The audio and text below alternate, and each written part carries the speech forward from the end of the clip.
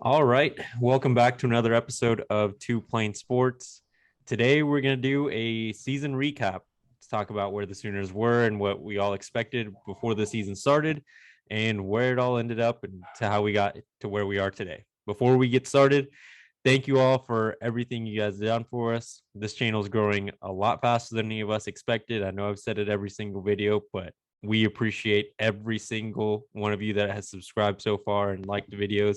If you haven't subscribed already and you keep coming back to watch, you clearly like us at least a little bit. Hit the subscribe button. It's free. I think it's like 20% are subscribed. So there's a lot of you that need to hit that button right now. If you once you do that, go down to the description, follow us on Twitter, Instagram. If you don't like looking at us, go to Spotify. You guys know the drill. Everything's at Two Plain Sports. So let's get started.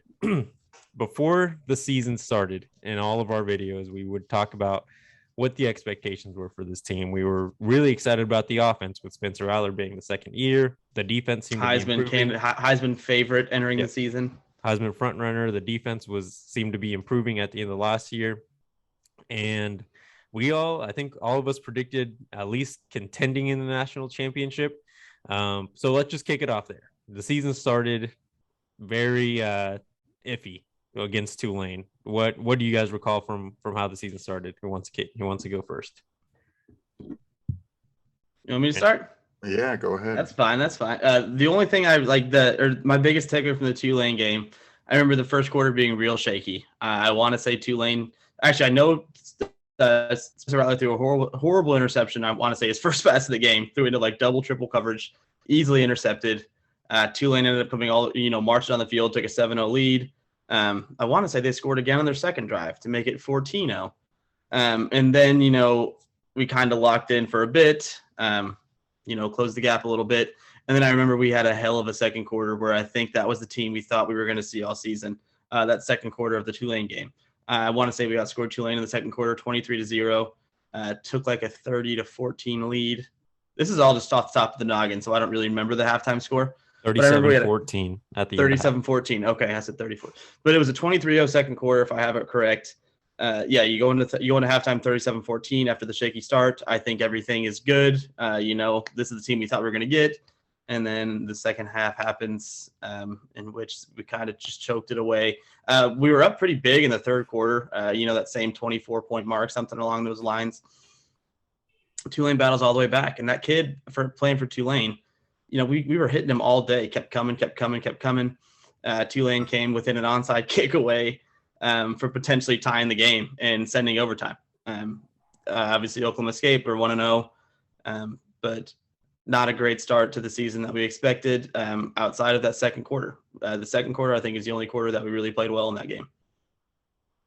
Yeah, I mean, it's just like, I don't know what it is, but as soon as that that second half started, I was like, gosh, this is the same team. This team it's talented, but it just couldn't put it all together. And it was giving me flashbacks to every other year where, OU is so talented and they're supposed to be good. And then they just couldn't put it all together. It's easy to look back hindsight now with Riley being gone. We knew something was wrong.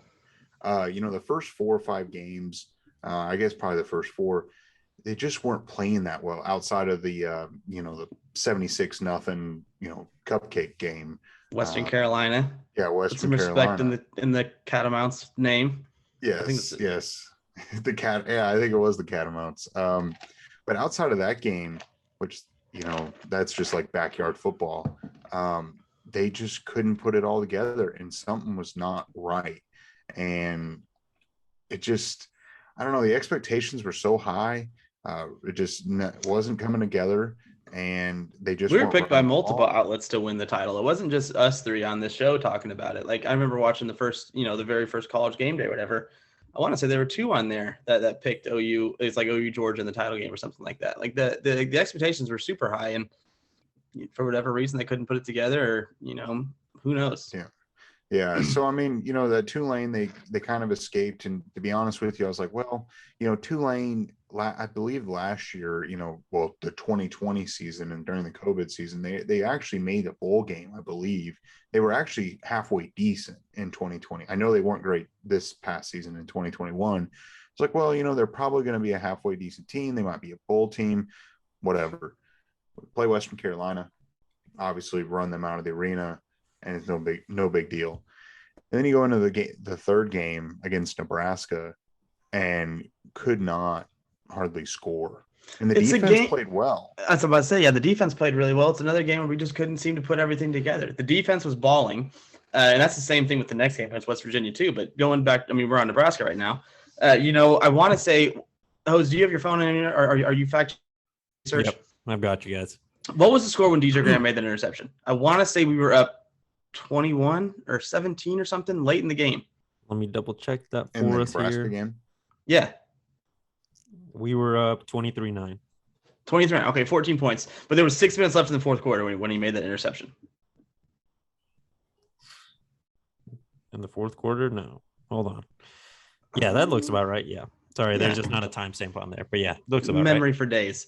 But yeah, I want to say it was like 6-7 minutes in the fourth quarter. DJ Graham makes that hell of a play. That play was on fourth down, though.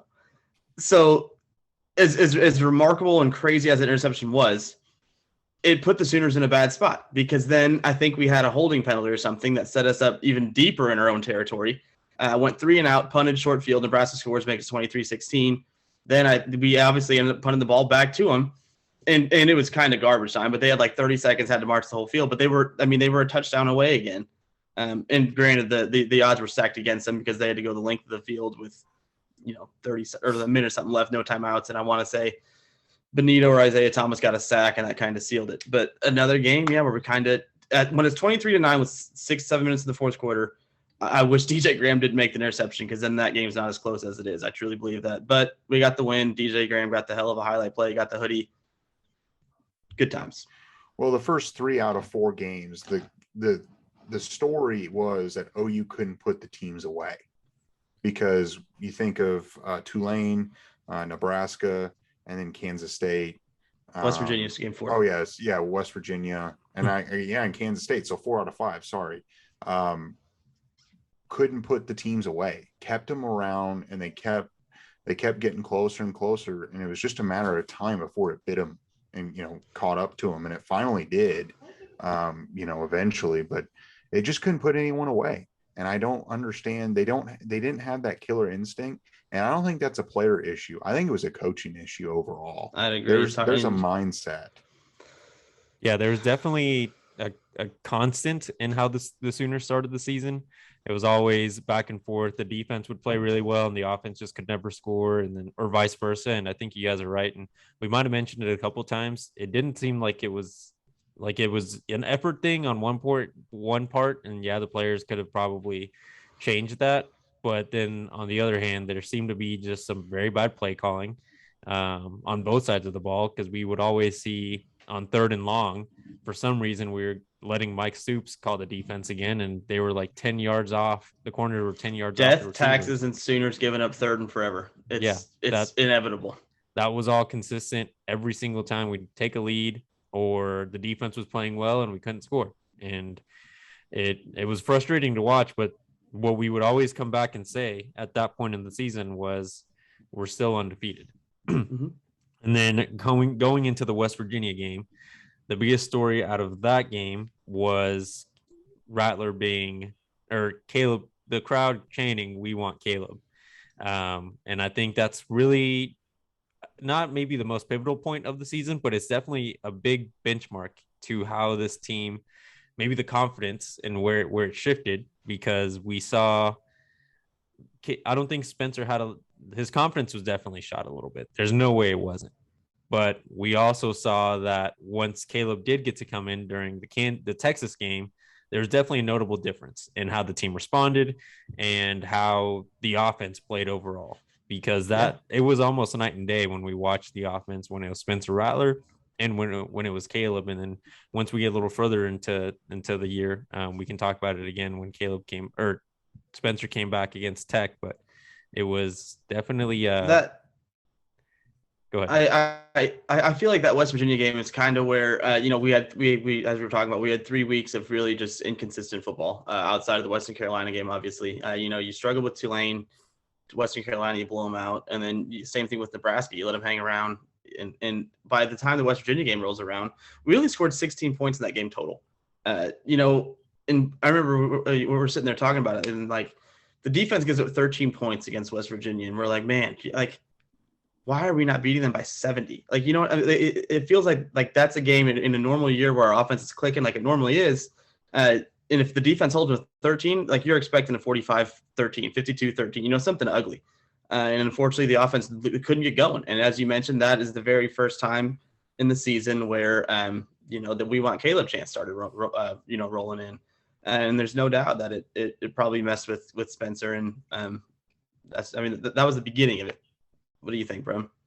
Yeah, I mean, and maybe part of it is also the team, like you said, Jose, whenever Caleb got put in, and we can talk about the Texas game now, the team changed, the response and the attitude and how everyone came together. Is there a chance that the start of the season was because the team knew Caleb Williams was better than Rattler, but Lincoln Riley was just having Rattler's back? I kind of thought that, but on this show, we were the biggest defenders of Spencer Rattler, and I don't regret that. I love Spencer Rattler. I think he's super special. I think he's going to do great things at South Carolina. Because before we get to the Texas game, obviously he struggled against West Virginia. The offense as a whole struggled against West Virginia. He did put it together in the final drive, though, and it was tied 13-13 and led that field goal drive. When it mattered most, Spencer delivered. And that seemed to be a theme at the beginning of the season, if you remember correctly, because Nebraska, the defense holds the last drive. West Virginia, Spencer Rattler leads the game-winning touchdown drive. And then Kansas State rolls around, and Spencer Rattler had his, without a doubt, his best game of the season for, as a Sooner career in general. I want to say through 2 touchdown passes. He only had like 6 incomplete passes, though, or something in that game. So just to give you the stats here, he went 22 for 25, 243 yards, 2 touchdowns, and 1 pick with a 90.9 QBR. It felt like maybe he's got it now. You know what I mean? The offense clicked. We scored 37 points. It was 37-24 late in the game. We gave up that late kickoff return touchdown to make it look closer than it was. But that game, to me, it was like, holy shit, this might be the turning point. And, it didn't turn out that way, but that's what I was kind of feeling at the time. Oh, I definitely agree. I thought at that point he started getting his mojo going. They scored 30-something points. The special teams gave up a touchdown. And so really the defense only gave up like 24 points. It was like, okay, that's not too bad. Talking about that Kansas State game, and this is a thing that we saw coming up, throughout the season as well. The special teams were horrible and cost OU a loss, obviously in Bedlam, in my opinion. But missed field goals, muff punts, just not being great. That was one of the phases of football that was terrible all year long. I mean, Gabe Burkich overall was good, and Turk is good. It just was more of I don't know why you would ever field punts the way they were fielding it and things like that. But we'll get to Bedlam, yeah, because I agree with you in that the fact that Eric Gray was back there, it made there's thoughts on that. We'll get there eventually. But then the Texas game, this is the biggest turning point of the season, because this is where Caleb Williams came in. And that game obviously could not have started worse for the Sooners. With Texas starting the game on a screen pass and 3 missed tackles due to Houses at 7-0. And then I want to say we may have had another muff punt or something there. We had a block punt that was returned. Or a block punt, yeah. Turk got a block punt. They set up a 1-yard line, 14-0. So then Spencer leads a touch. Huh? The punt was not returned, but it was. Yeah, no, it was set at the 1-yard line, or 2-yard line, yeah. And then Spencer leads a touchdown drive, 14-7. And then he has the pick. They score 21-7. Then he has the fumble. They score 28-7. And then that 4th and 2 play where Caleb Williams comes in, and kind of the rest is history there. And on that play, Caleb Williams is dead in the rights. Texas has his ass. If they make that play, who knows? It's 28-7. They probably score again, 35-7. But he's dead in the rights in the backfield. Makes two guys miss, and houses it. Yeah. So Caleb, as a reminder, you had it pretty much spot on. Caleb came in and scored the second touchdown for the Sooners to make it 28-14. And right after, or a couple of drives after that, is when we saw the Spencer Rattler fumble. and that seemed to be sealing his fate. Caleb Williams just came in, made a huge explosive play to score a touchdown, and it seemed like he was really just coming in to get the first down, and it turned out to be a lot more in points for the Sooners. Spencer fumbles it, and then the next drive before the end of the half, it led to a field goal, which was 35-20 going into half. And that last drive of the game, or of the Texas game, was, I believe, Caleb's first drive of the entire game, and there was no more looking back for Caleb. The last drive of the Texas game? The last drive of the second half. Okay, yeah. Of the first half. Or first half, yeah. Sorry. Yeah. Last drive of the first half. Caleb Williams saved this in that Texas game alone. He saved Oklahoma twice, I think, because in that 4th and 2 play where he should have been dead in the rights, makes a play, scores a touchdown, cuts it to 2 scores, and then the play he made to Marvin Mims that's the best play of the OU season. If you ask me, there's no doubt about it. That was 3rd and 19. We're down a touchdown there at that point. He steps up in the pocket, just throws a freaking a missile right on the money, and give Mims a little bit of credit too for getting open and also making a pretty damn good sideline catch there, whereas there's not a whole lot of green and a white separating that. I mean, it was maybe an inch or toe, but that is the play of the OU season, ties the game, and then after that you kind of have the feeling like, okay, here comes another Red River win. Yeah, and in that game they were running.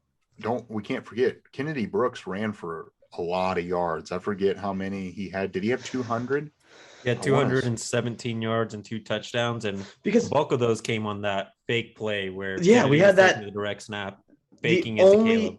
Only play of the season where we drew that up, and it made no sense to me because that play was money. It worked every single time we called it that Texas game, and there could have been so many wrinkles to that. Like we talked about it after the Texas game in our recap, if you guys go back and watch it, but we talked about that play specifically and how maybe we're going to see later in the season where they draw that up. And Kennedy Brooks tosses it back to Caleb and gives him like the run throw option, kind of like a wildcat flea flicker type thing. Yeah, I don't even know what you can call it, but it would have been cool to see. And maybe Lincoln Riley started checking out, and it kind of seemed like that maybe towards that Texas, maybe a little after that Texas game. Yeah, go ahead, bro. I know we interrupted you there. Oh no, it's fine. I mean, that game was crazy. I felt like I aged about 100 years after that game. I just knew that Caleb Williams was going to be electric at that point, but I was like, well, he's played extremely well, but he's a true freshman. And I'm thinking to myself, I was like, we just got done going through a true freshman season, a freshman season with Spencer Rattler last year. We're going to do this again with Caleb Williams. He's bound to hit a wall at some point. But you got to roll with Williams after what he did. And, I'm glad at that point Rattler stayed on the team. Stuck it out. That speaks volumes to what kind of a player he is, because think about Utah, the Utes, with their quarterback that got benched. What was his name? Brewer, whatever his name Riley was. Brewer. Yeah, and the ex-Baylor Bear. Yeah, he entered the transfer portal immediately after he got benched. But no, it speaks volumes to what Rattler was, as a teammate. He also made a big play in that game on that 2-point play. No, he did. To Drake Stoops. Yeah, so I really think it came down to is I don't think Caleb Williams is much like really talent-wise better. I just think Williams had more of the pulse of the locker room. And I think that's really what it came down to. I know Williams can run, but I really think the guys just bought in with Williams. Yeah, and something that Jeremiah Hall and Braden Willis mentioned in their podcast, the Prairie on the Pod, or Pod on the Prairie, sorry. Podcast on the Prairie, whatever. Same thing. But they talked about beginning of the season, and this was before Caleb went on their podcast. They mentioned like during practice before the season started, once Caleb was taking more reps, they thought he was extremely talented. They even thought that he was going to take over Spencer's spot, but they were surprised that he didn't. And he had those freshman mistakes like you talked about, Brom, the typical freshman stuff that happens. But I think it's also true what you said, and he just had the leadership was there. I think that's the biggest difference here. The talent, I don't think the talent gap is as big as a lot of people perceive it to be, because Spencer Rattler was super talented, and he still is. Like Brandon said, he's probably going to do great things at South Carolina, and that's what we hope for him with Beamer. But the confidence, the leadership was just different, and what the Sooners needed to move forward. with Caleb Williams. And, over the next, hell of a Red River game. Yeah, so the Red Good River win game for was OU. great. And I think right there is where a lot of people started questioning to get off of Spencer or to get off of Caleb Williams and talk about Spencer Rattler a little bit more. People were really starting to dog on this guy, talking as if he wasn't talented, if he's just a really bad person and he's a crappy leader. And we did talk about his character a couple of times on the podcast, because if we go back to that QB1 clip that started going viral after he got benched, people were saying he's a terrible teammate, and he still is that way. And to be honest with you guys, and I said it, I don't know if I said it on here or just with you guys, that's a reason why I was never a huge fan of Caleb Williams. I did think that he was always bordering the line of confident and cocky, but he's a super talented football player.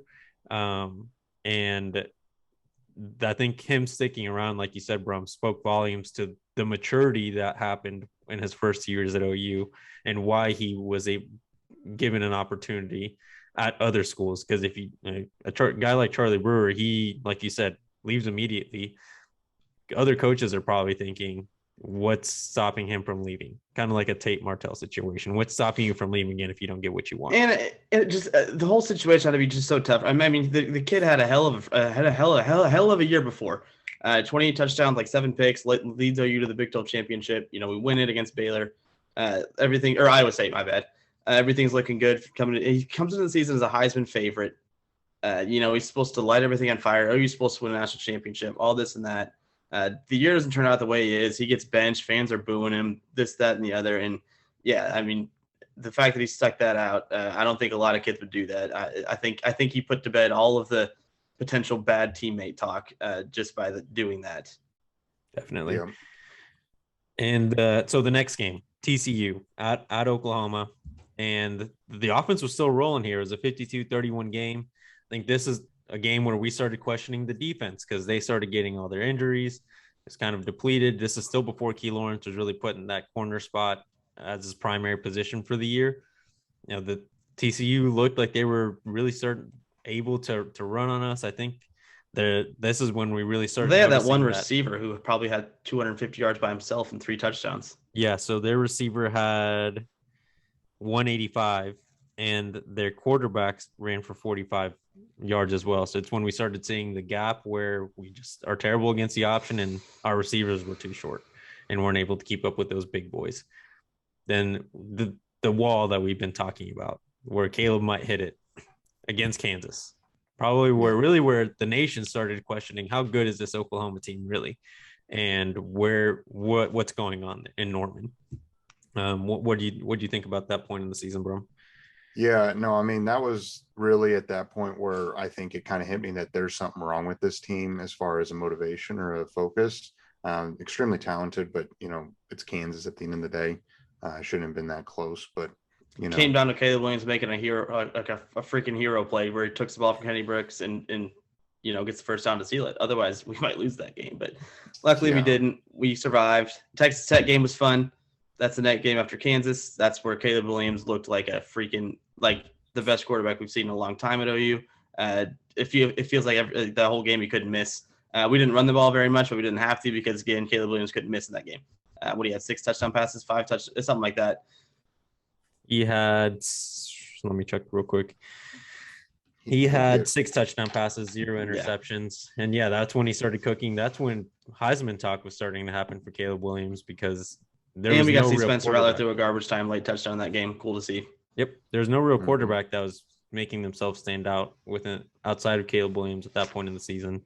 And it seemed like if Oklahoma was able to win out, Caleb was going to be a freshman Heisman, at least a finalist, potentially a winner, and in position to compete for a national championship. Yep. So then we had the bye week. Yep. The bye week. We're sitting at 9-0 at the bye week. Mm-hmm. Feeling good. Come out flat as shit against Baylor. And that's where you really start to wonder if Lincoln Riley was there. Yes. He was there, but was he there? That's what I was going to allude to. So that's when the reports started coming out that, Lincoln was missing some practices. Lincoln, the week of the Baylor game, Lincoln missed the press conferences post practice on Tuesday. It was said to be for personal reasons. I think right now we don't know what actually happened during that Tuesday where he was missing, but we're probably all speculating that that's really when his mind started shifting to where I'm going later rather than what I'm going to do for Oklahoma now. And yeah, that's when the season started to slip away, in my opinion. I agree. Oh, yeah. Yeah, it just Riley would not run the ball, and that cost him the game. I don't know what it was. It was bizarre. But then we move on to Iowa State. That was a close game, but they gutted that one out, and a little bit of a bounce back game. Before Bedlam. I mean, I expected it with Iowa State. Campbell always has his guys ready to go. Yep. And who knows if our coach is really, I mean, really that starting that Baylor game, you got to question Lincoln Riley's really hard on did he want to be there, because he didn't coach like it. And then the Oklahoma State game, which I at this point, I think, and he's gone the day after Oklahoma State. So like, I don't know how locked into that game he was. And we still came, as Brum alluded to earlier in the video, horrible special teams play with him putting Eric Gray back there for some reason when he really hadn't done it very much all season. He must have punt deep in our own territory, like the 8-yard line. They end up scoring late. And then we still battle all the way back. Caleb Williams making some freaking hero plays on the last drive. It's a huge run on first down with like a minute left of the game. We're down whatever. I think it was 4. He makes the big run, sets us up with like 10, 15-yard line. And that's pass interference in the end zone, guys. I don't care what anybody says. I know Poke fans will argue that till the day they die. You're not allowed to tackle somebody in the end zone before the ball gets there, that DB did it on Trayvon West. So we came in my opinion, a horribly blatantly missed pass interference call away from winning that Bedlam game with our coach checked out. And that kind of speaks to the talent on the team, but Lincoln Riley put him in a bad spot. I think just that end of the season. Yeah. And then, I mean, the one takeaway, and I will say this in general, I don't think that anyone should be fielding a punt within 10 yards of the end zone. It's not worth it. And it used to never be that way, but for whatever reason, that philosophy has changed. Yeah. You used to plant your feet at the 10. And if it's over your head, just let it go. We saw it with CeeDee Lamb when he was a Sooner. He would let things fly over his head, or he would just fair catch it, even if it was on short field. I don't know if maybe that's just what Beamer had told him at the time. Just catch it no matter what. But you never saw him pass the 10, and sometimes even the 5 like that. Just let it fly. And I mean, special teams were always a pain. That was a pain point for sure with the Sooner team, and it came back to kill him in the end. Then like Brandon said, I'm sure everyone knows, Lincoln leaves after the Bedlam game. The next day. We got, that's when the transfer portal really started hitting the team hard. I think Bob Stoops did a hell of a job keeping the team together as best he can. It was awesome to see him going on recruiting trips. He really stepped up big for OU in that real down time for us, where things, it felt like the sky was falling for a little bit there. Did a good job recruiting, kept some guys that we thought we might lose. And then it was awesome to see him, obviously the cap of the season on a down year for OU, as he mentioned before. Still an 11-2 season, where a lot of schools will take that all day long. 11-2 on a down year. We send Bobby out the right way, and I think, as we've alluded to in multiple videos, we got the guy that we need going forward. Yeah, I mean, Bob Stoops I think people love him even more than when he left the first time, and what he did, it was worth every dollar that the university paid him. And Venables is there now, and it was a good start. I don't know if there's really necessarily momentum that goes into the next season when you win a bowl game like that, but I think it's just more of, it leaves a good taste in your mouth, and you can turn the page and be like, okay, we're 11-2, it's time to roll. Yep. And then the capping moment of the 2021 season, 22 season, was the passing of the hat, or of the visor. Yeah, when Bobby puts it on Brent's head, and that is just the perfect exclamation point to end this crazy season for the Sooners, where we once thought they were going to be national championship contenders to, I mean, still a good season, just not what everyone expected to be. A lot of drama surrounding Lincoln Riley's departure.